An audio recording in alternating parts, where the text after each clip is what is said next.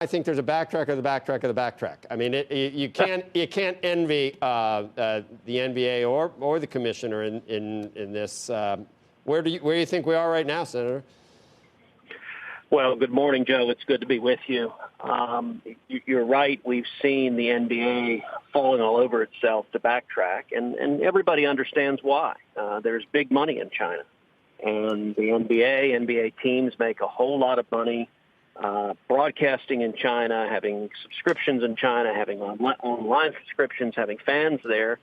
But that being said, I think this really shows how China tries to use economic coercion and blackmail to get American companies to engage in censorship. What Daryl Morey said was perfectly reasonable.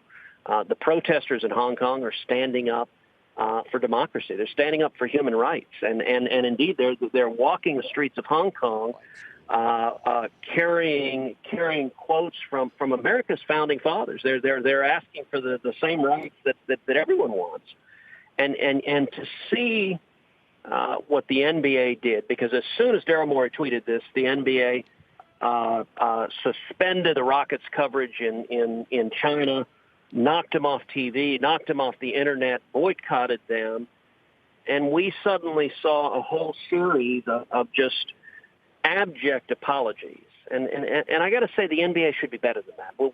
We should not be willing instrumentalities of Chinese censorship. It's one thing for China to censor their own citizens, but when American companies and a sports league like the NBA, that is truly a global marquee brand, is willing to press itself simply in pursuit of additional dollars in China, I think that's really, really unfortunate, and it's a dangerous precedent. Yeah, it was the wokest of our sports leagues here too. I mean, and it's, whether you like being woke or not or appreciate it, it's sad that that the being woke it doesn't really go that deep, does it? I guess when dollar signs come into the picture, you can leave woke behind and come back to the real world, which is, I don't know. It's just this is a very cynical story, Senator. Right? Well, and Joe, it's a striking contrast. We've seen when different states in the United States have passed laws protecting religious liberty, that athletic leagues have been perfectly willing to declare boycotts of those states and to denounce them loudly based on LGBT issues. Well, that's easy to do because that doesn't cost them any money, so it lets them virtue signal all day long. But there's nothing at stake here.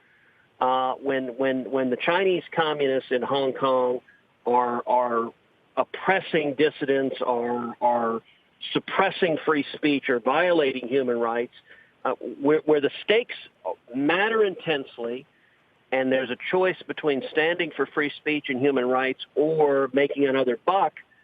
Sadly, the NBA has demonstrated where its priorities lie, and I believe we can do better. I think what the NBA should have done is the NBA should have stood with the Rockets, should have said, you can't boycott one team if you want. Any time an American company does business with China, there are risks entails. But if our companies are all willing to be essentially an arm of Chinese censorship, that exports their repressive policies and regime to the United States and globally. Right.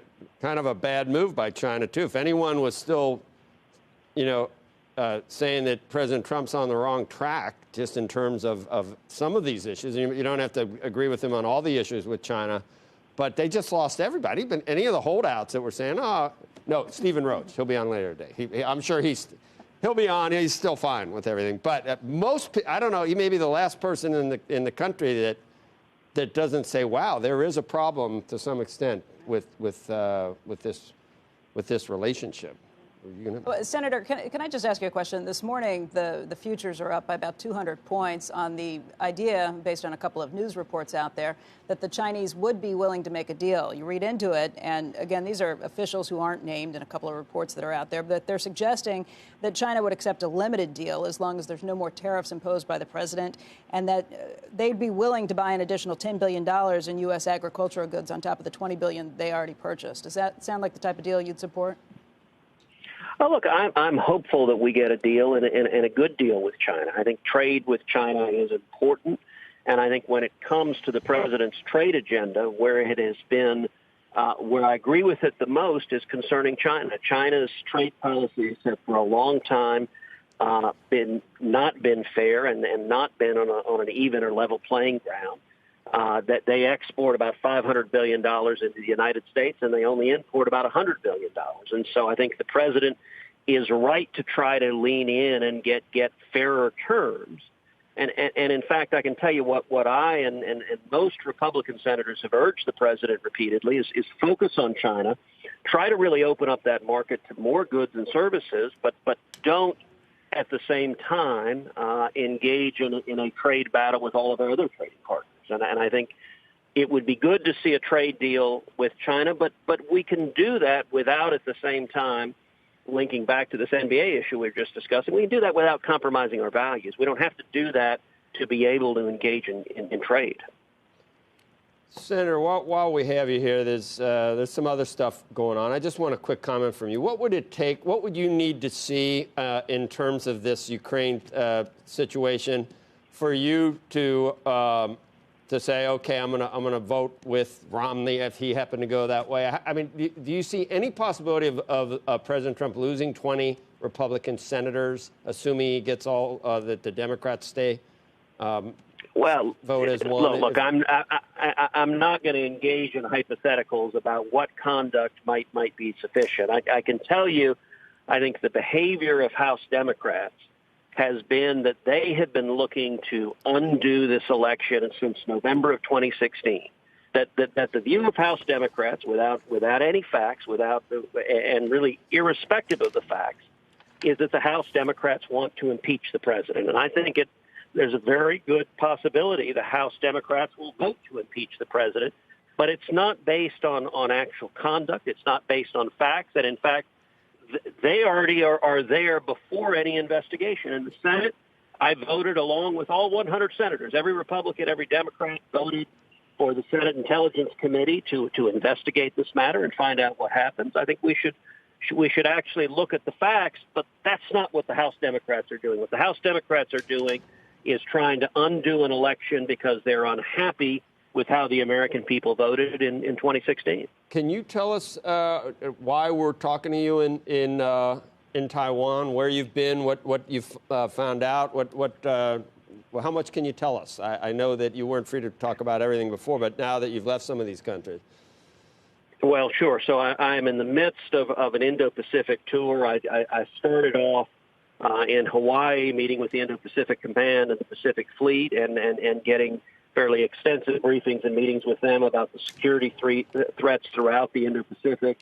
I then was in Japan yesterday and earlier today, met with Prime Minister Abe, had a good discussion both about trade and the Japanese-American trade deal that we just signed this week, which I think is great. It's great for Texas farmers and ranchers, opening up more agricultural trade, and it's great for commerce generally. But also spent quite a bit of time talking with Prime Minister Abe about mutual security threats.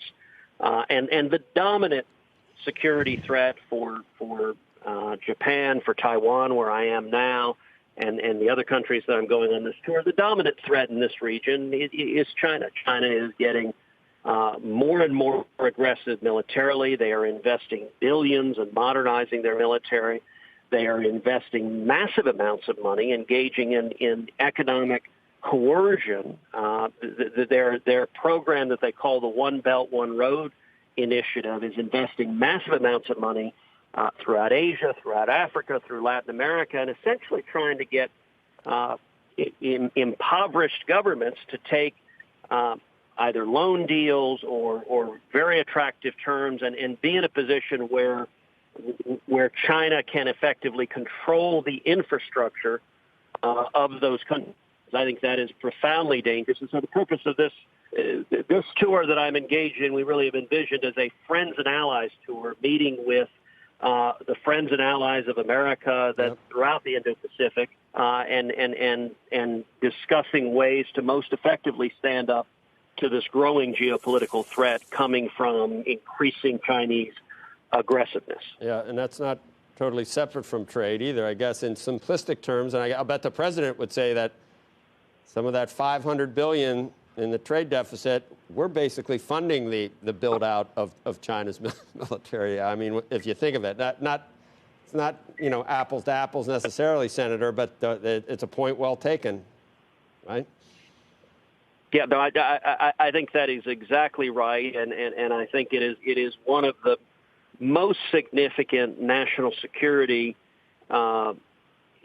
improvements we've seen in the last 2.5 years under the Trump presidency is taking the threat of China seriously.